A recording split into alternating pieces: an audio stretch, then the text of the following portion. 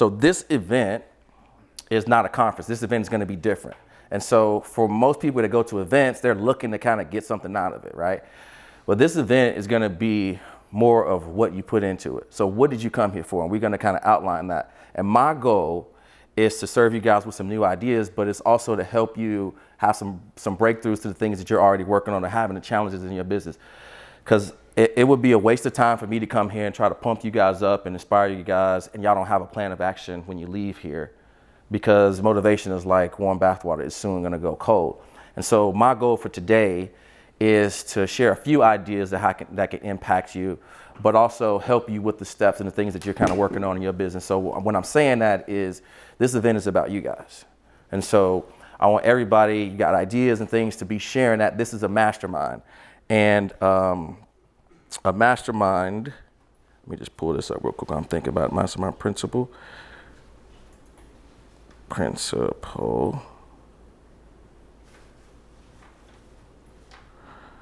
Meaning of a mastermind principle is defined. It consists of two or more people who worked in perfect harmony for attainment of a definite purpose. So it's going to take everybody, right? Giving something, ideas, concepts. And the first thing you want to do is kind of leave the egos at the door. You know, this isn't one of those things where we need to shout off the things that you've done already. We're focusing on the things that you're going to do. So when we leave here, we're clear, we're refreshed. And for some of you guys, a lot of these things you would have heard already, right? Like, there's nothing new under the sun that Tom's probably heard, been in the business 20 years, same thing for Eric. Mm-hmm. And I want you to kind of put your student hat on, right? Because there's a novice and an expert. And the novice, when they hear something, you know, they say is, oh, I already know that, right? That's how they go. And for the novice, they think that just because they heard something, that they know it. But knowledge is the execution of the information, right?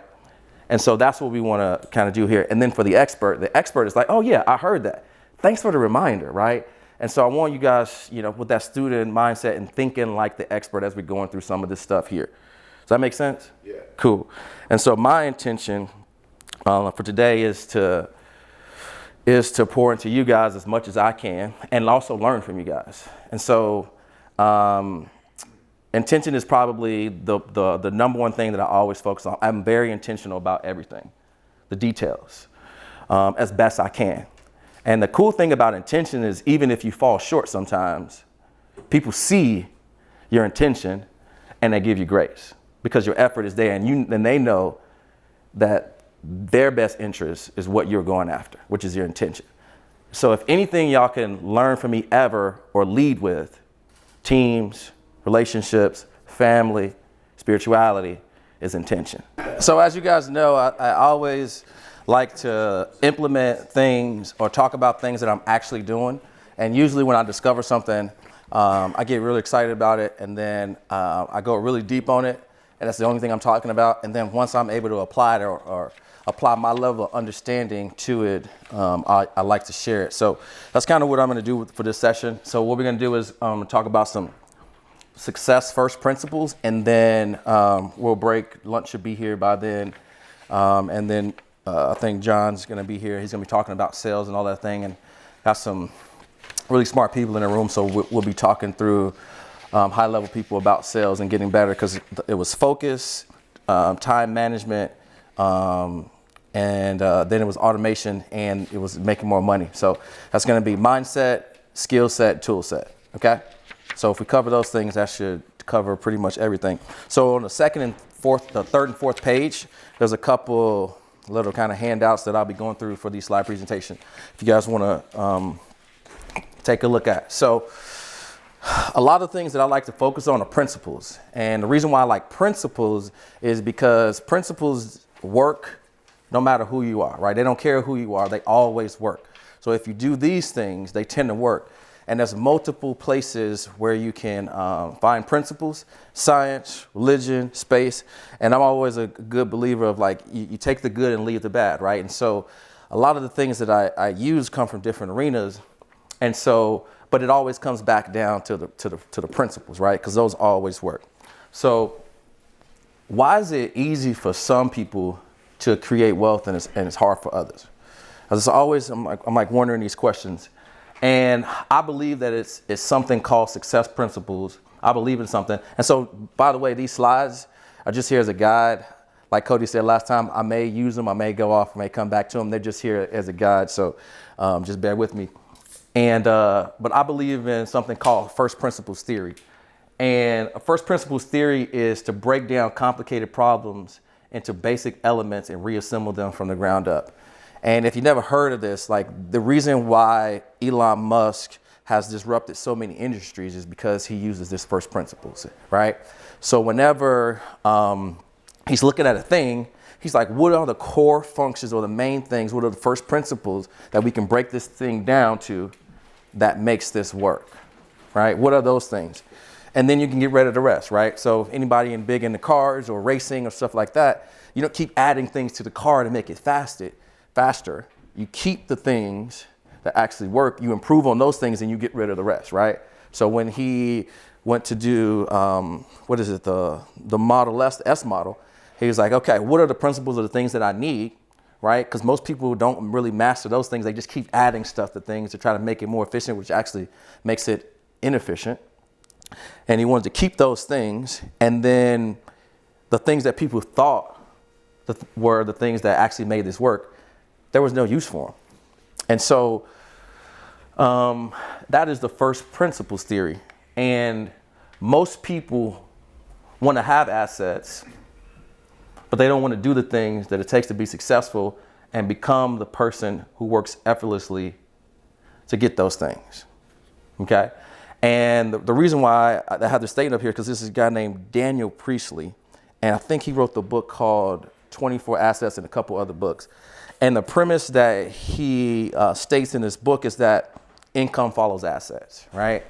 So that's what the premise of a lot of these things come from, is the most successful people either have the best or the most of assets, right? Got valuable assets, income follows those. That makes sense. And so most people want the assets, but they don't want to do the things that it takes, right? Most people want to do what Todd's doing, but they're not willing to put in the work that at 5 p.m. him and one other person are still on there doing it. And when he's hitting those numbers, they see the end result, but they're not willing to pull in the action that it takes to get there.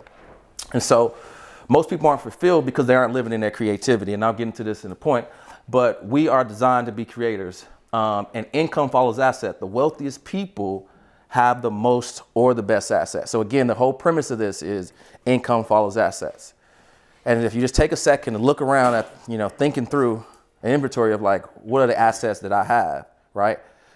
You can contend the reason from that if you don't have enough assets, that's probably directly correlated to not having whatever it is that you want, whether it's cars, houses, time, whatever it is directly correlated to that. Because if you have or build, which I'll get into, more assets, then that will increase your wealth. And so the wealthiest people understand this is because they've either created or they have the most valuable ones. So if they have that, then that's one of the reasons poor people don't have those, is because they have a lack of that. Does that make sense? And so the first thing is how do you get valuable assets? Like, how do you get those? Well, before there's only two ways that you can do it, right? You can either create them or you can acquire them. But first we need to understand how value is created, which is that fourth sheet, which is the 4 levels of value. All right. And so there are 4 levels of value. And the lowest level of value is implementation. And this is where you trade time for money. You go to work, you get paid. All right. So people are trading time for money. And this is probably the most invaluable level of value, because the challenge with this is you trading your time for money. So you don't get paid for your value. You get paid for what the job is worth, right? So sometimes the hardest working people make the least amount of money. Go to stay in a hotel. People that are housekeepers are probably some of the hardest working people in the hotel, but they probably get paid the least. And there's a challenge with this, is because if you just think about it, they're trading a limited resource, right, which is time, with a physical resource, which is basically going to give them a limited outcome. Does that make sense? Okay. So then the second level of value is going to be management. This is where you're now managing other people to get the job done, right? And they're implementing things and you're managing them, and that's in the form of unification. So you're managing other people's time to kind of get the level done. And usually around here, you know, people are making between 0 to say, you know, 40, 50,000, maybe 60,000 bucks trading their time for money. And then here you're kind of a manager, you know, it can go anywhere from 80 to 250, just managing people. But again, you're managing other people's time, but you're still using your time. And this next level, which is communication, is where we start to break out of the matrix. And this is where wealth is generally started to be created, which is communication. And this is where we use our mouth to sell things. We move the masses with our mouth, right? We create conversations that turn into cash flow. And entrepreneurs, salesmen, right, commercials, movies, like you use your communication to create a cash flow. And the thing about this is that these is where we get into things that are unlimited right here, right? You can see that a lot of these things have finite inputs, which means you're going to get a finite output, right? But the amount of words that you can use are unlimited. And the cool thing about this one is if you don't have enough words to use, it's really easy to get them. Just read, absorb things, content, audiobooks. Is it making sense? Yeah. And so then the fourth piece is imagination, right? And we use our ideas to change the world. Some guy a long time ago in a dorm room decided that one day everybody will have everything that they need on this thing without any buttons, and it'll be in their pocket. And in fact, if you can't find yours for just a second, grown adults will freak out and be uncomfortable. And the cool thing about it is it's going to cost you between $1,000 to $1,500, and you're not going to know how to use it, and it's not going to come with any instructions. Right? It's going to be GPS, cell phone, instant messenger, your calendar, banking app, like all of these things. And somebody used their imagination to change the way we live. Right? And so the first thing we have to understand is the 4 levels of value. And the reason why this is important is because a very smart guy had a conversation about something that I hadn't heard before. And that's kind of how I went down this rabbit hole. And he talked about the CRM and all these things, but he talked about this be, do, have concept. And I was like, man, that's so interesting. But also was pissed because I was like, dude, I never heard of this before. Where did this come from? So for like 6 months, and you can ask Earl, I've been talking about this for a minute, every conversation, over and over again, because I'm talking it, and you know sometimes when you teach, they say when you teach something, you learn it twice. So I'm talking about it and I'm implementing it, and then finally, I heard a business coach kind of talk about this in a way, and I was like, oh man, that's good. But I was kind of nervous about talking about it because it blends 2 things that people don't talk about in business a lot. And then I shared it with a couple of agents, and they was like, dude, you got to share this. This is gold. And the reason why you got to share it is because this is some things that you implemented, and so this is a good aha. And so that's kind of where this theory comes. Eric, at the last event, talked about this, which was pretty awesome. And so this is what it is right here. And don't worry, this isn't going to turn into like a sermon or anything, so just stay with me. But then God blessed them, and God said to them, be fruitful, multiply, replenish the earth, and subdue it, and have dominion over the fish of the sea, and over the fowl of the air, and over every living thing that moveth upon the earth. And I was like, oh, that's it. That's it.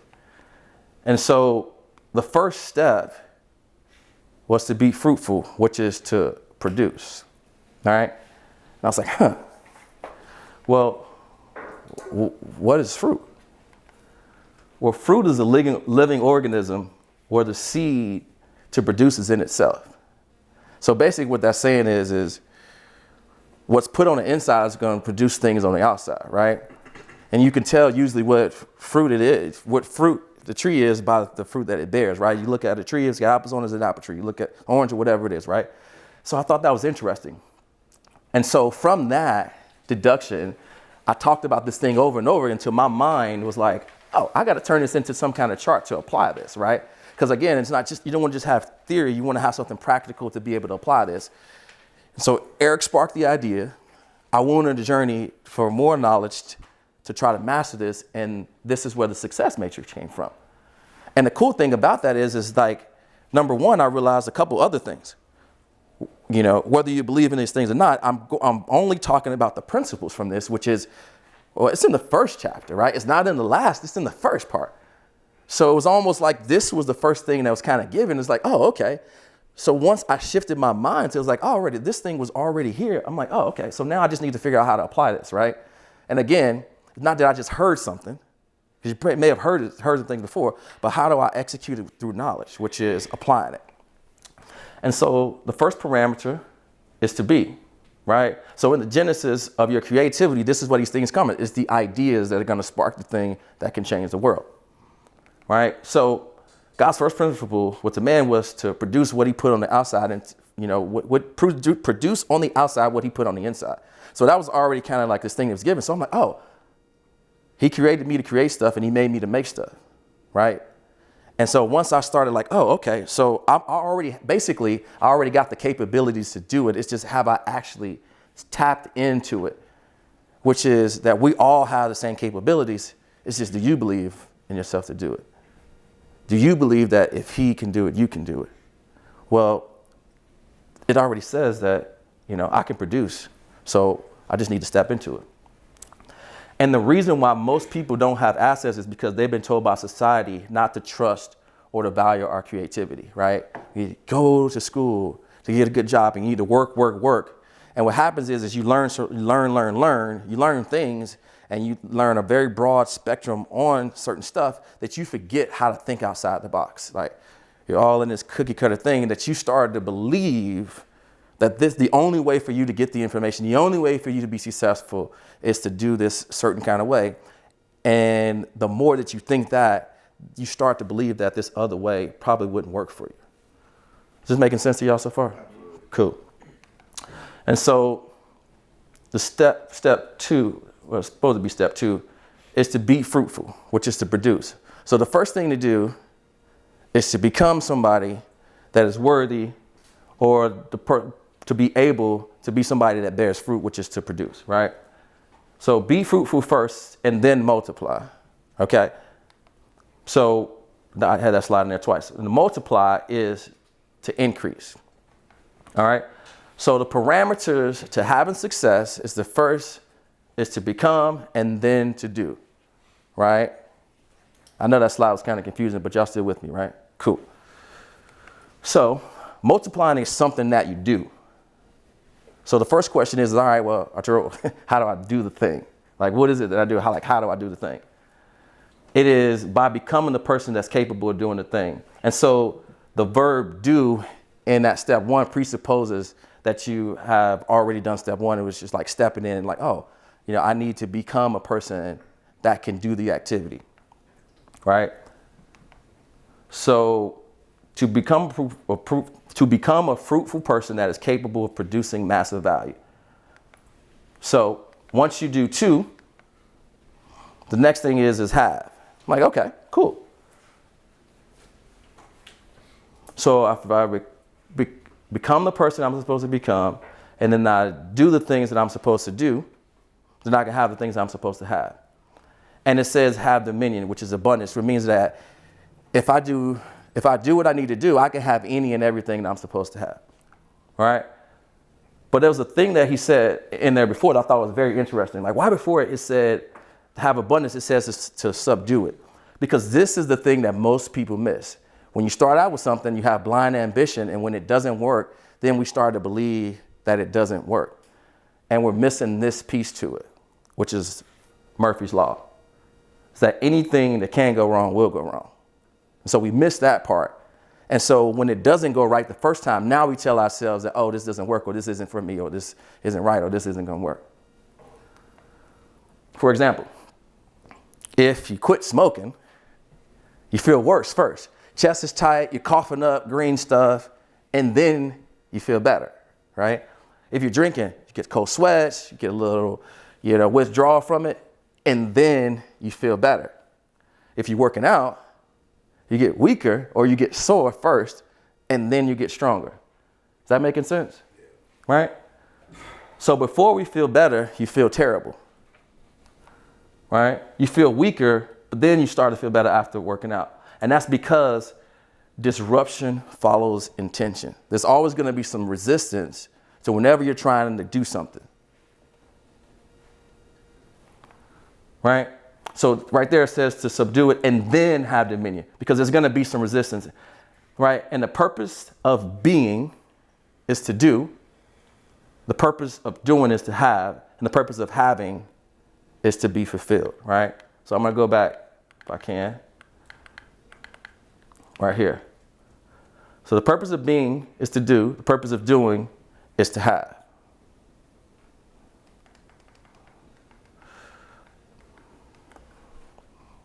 And the purpose of having is to be fulfilled. What are the things that you want? What are the things that you desire? Are you working towards a goal and not really quite sure of what it is that you actually want? Are you going after something because you see it makes Todd happy? Are you trying to go after his goal? What are the things that make you fulfilled? And for everybody, it's different. And I think if we start there, that's a good first goal, starting with you. What do you really want? Not, oh man, I got this bill to pay for. No, I got this time constraint, these things. What are the things that you want? Because you're going to have to sacrifice something in order to get it, and it should be worth it. And if you're doing that, then you'll probably feel good about it, right? I said this over and over again. The things that you work the hardest for, you tend to be the most proud of. If you got kids, man, it's hard. If you're doing this job, man, it's hard. To get that plaque and that award makes you proud, right? You go through hell to try to do that. And that's what it's going to take. It's going to take a lot of sacrifice. So, what are the things that you desire? Nice car, nice house, clothes, full bank account, to give back, right? To provide the best life for your family. That's called fulfillment right there. So that's what we're doing. So now we got the parameters to have success. Now we're going to talk about the powers, which is identity. Right? Then you need the activity.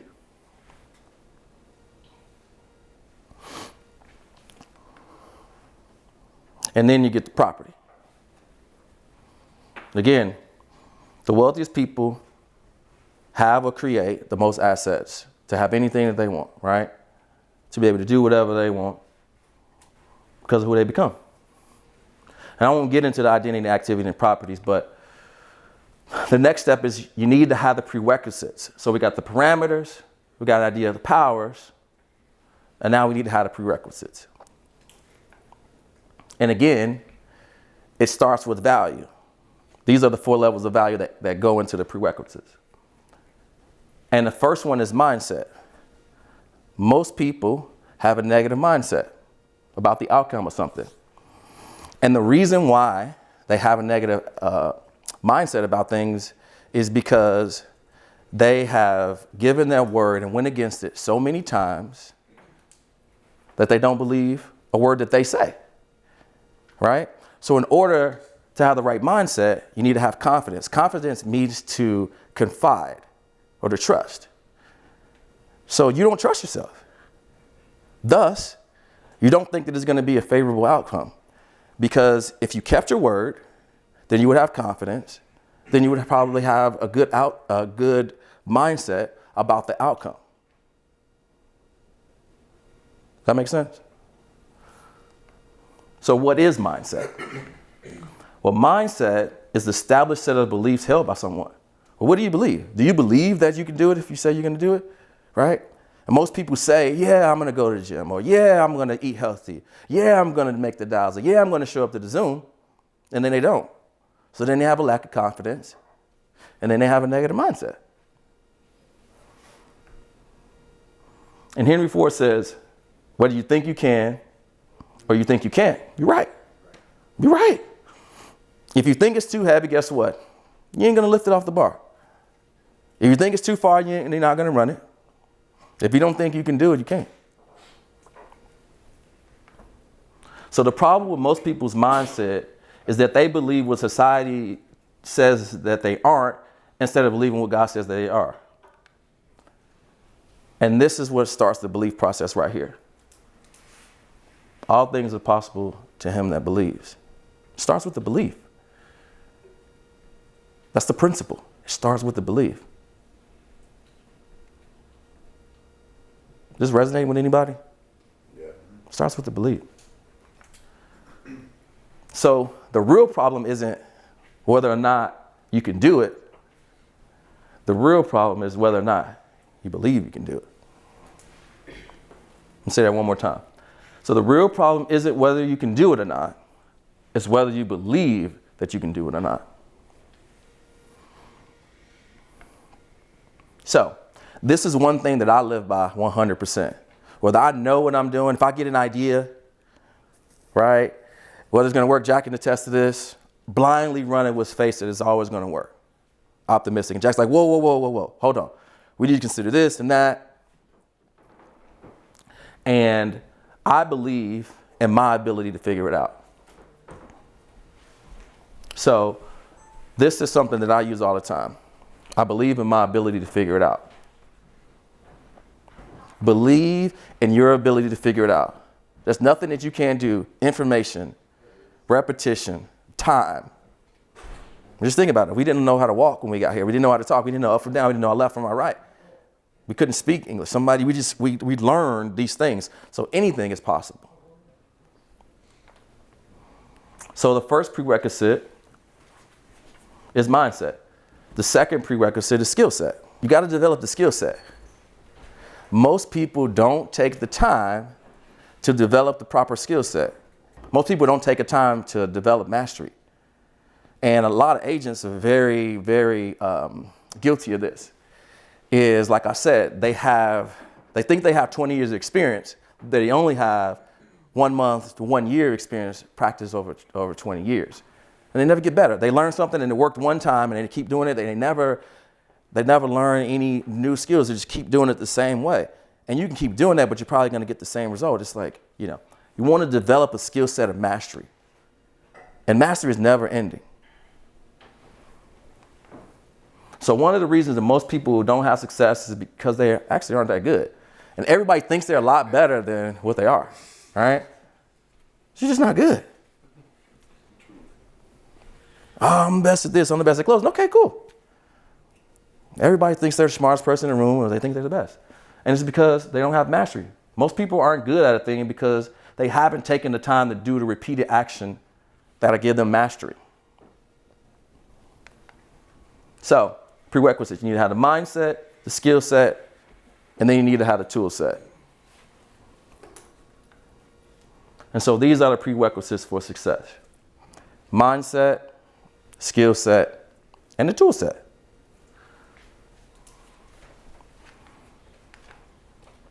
All right, so now we need the presets. It's perception. What do you think the outcome is going to be? If you got a positive outlook on it, it's probably going to work out for you. And sometimes you need a little external one, right? We pull up yesterday. Can't get in. All these things are going through my mind. Jerry and Derek hop out the car. It's like, dude, it's cool. It's going to be fine. We got this. And if we don't, we figure it out. It's your perception, right? And most people have a negative perception of things. You have to develop the ability to see potential in a positive outcome that you only desire. So most people have anticipational anxiety. Well, anxiety is anticipation of an outcome that you don't desire, right? And what was I gonna say? And then anticipation is your ability to see a positive outcome, right? So you're either anticipating something positive happened or you have an anxiety about a negative thing happening. And in that moment, I was having anxiety because I was worried about a negative outcome. And guess what happened? The lady pulls right up and she's like, oh, I'm so sorry. And 5 minutes later, everything was good. She brought us a case of beer and everything was great. So in order for you to have the right mindset, it requires you to have the right perception. What's the outcome that you're looking for? Are you worried about it going wrong? Or are you worried about it going right? What outcome do you perceive?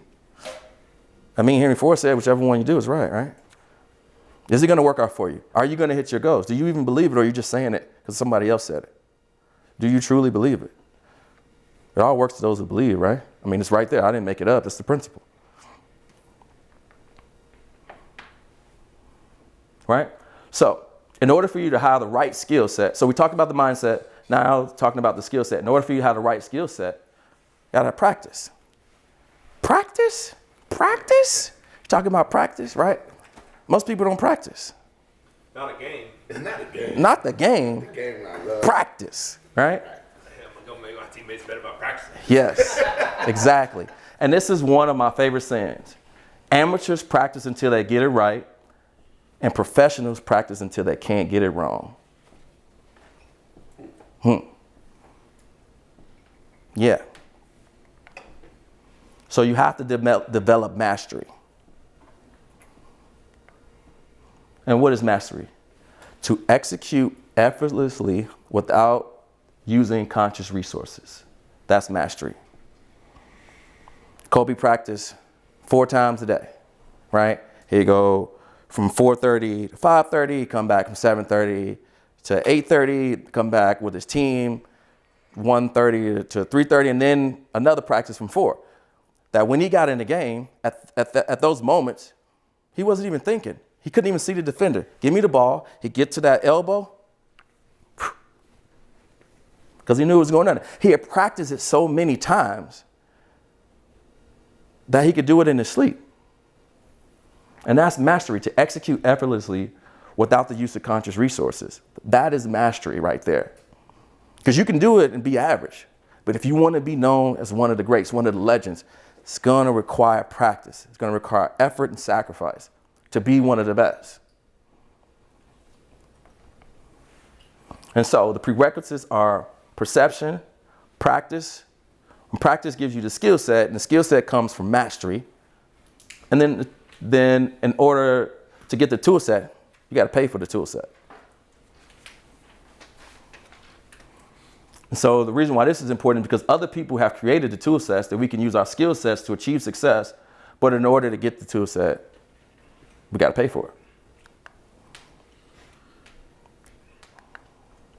And most people have the most resistance in their life when the time's come to pay. So if you want to attract your ideal client, you got to become your ideal client.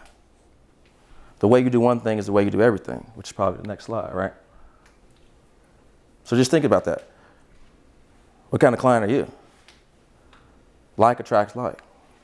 I can't wait to pay. Like Derek's like, all right, I was already ready to go. That's me. You call me? Cool. I already looked it up. Yeah, I heard somebody say it was good, dude. Here you go. Let's go. I don't need all of that. Let's go. Some people, you need more information. Well, chances are you may be getting a little bit of that. So, yeah, this is the success matrix. The parameters, the powers, the prerequisites, and the presets. The be, do, have. And that's the success matrix. Anybody have any questions about that? Pretty good stuff?